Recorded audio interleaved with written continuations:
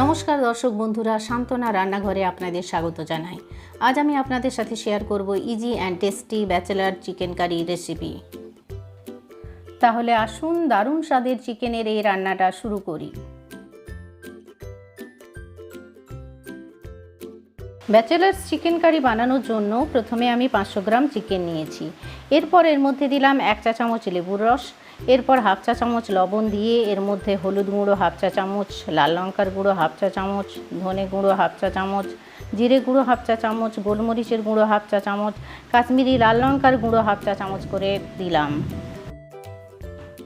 এরপর এর মধ্যে দেব 4 টেবিল চামচ পেঁয়াজ বাটা, 1 টেবিল চামচ আদা বাটা, 1 টেবিল চামচ রসুন বাটা ও 1 টেবিল চামচ সরষের তেল। ভালোভাবে মেখে ম্যারিনেট করে নেব। সমস্ত মশলাগুলো যাতে চিকেনের ভেতরে ভালোভাবে ঢুকে যায় সেই জন্য ম্যারিনেট করা চিকেনটাকে আধ ঘন্টার জন্য ঢাকা দিয়ে রেখে দেব।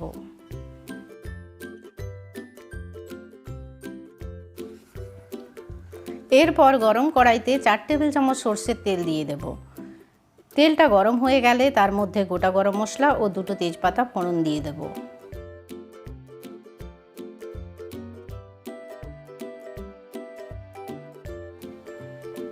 গরম মশলা ও তেজপাতা ভালোভাবে ভাজা হয়ে গেলে এর মধ্যে 30 মিনিট ধরে ম্যারিনেট করে রাখা চিকেনটা দিয়ে দেব।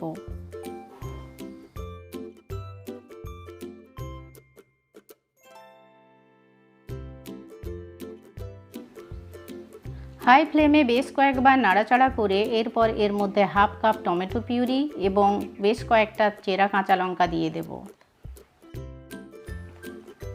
আবারও বেশ কয়েকবার নাড়াচাড়া করে টমেটো পিউরিটার কাঁচা ভাব কেটে যাওয়া পর্যন্ত ভেজে নেব। এরপর এর মধ্যে দেব 1 চা চামচ কসুরি মেথি। ভালোভাবে নাড়াচাড়া করে মিশিয়ে নিয়ে ঢাকা দিয়ে মাংসটা কষিয়ে নেব। মাঝে মাঝে ঢাকা খুলে নাড়াচাড়া করে আবারও ঢাকা দিয়ে দেব যাতে চিকেনটা ভালোভাবে সেদ্ধ হয়ে যায়।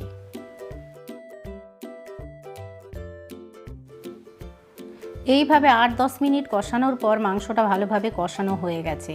মাংসটা থেকে তেল আলাদা হতে শুরু করেছে। তেজপাতাগুলো তুলে ফেলে দেব কারণ এর আর প্রয়োজন নেই।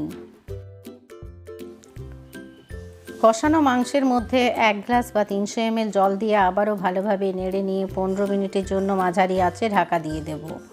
মাংসটা চাইলে কষানো অবস্থাতেও খাওয়া যেতে পারে কারণ ঢেকে কষানোর জন্য মাংসটা সেদ্ধ হয়ে যায়।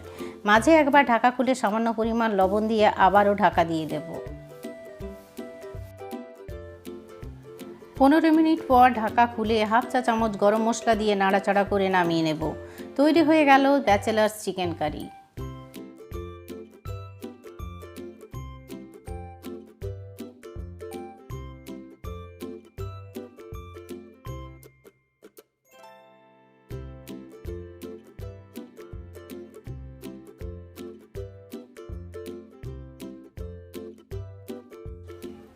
চিকেন কারির এই সহজ রেসিপিটি আপনাদের ভালো লাগলে লাইক ও শেয়ারের বাটন ক্লিক করার অনুরোধ রইল।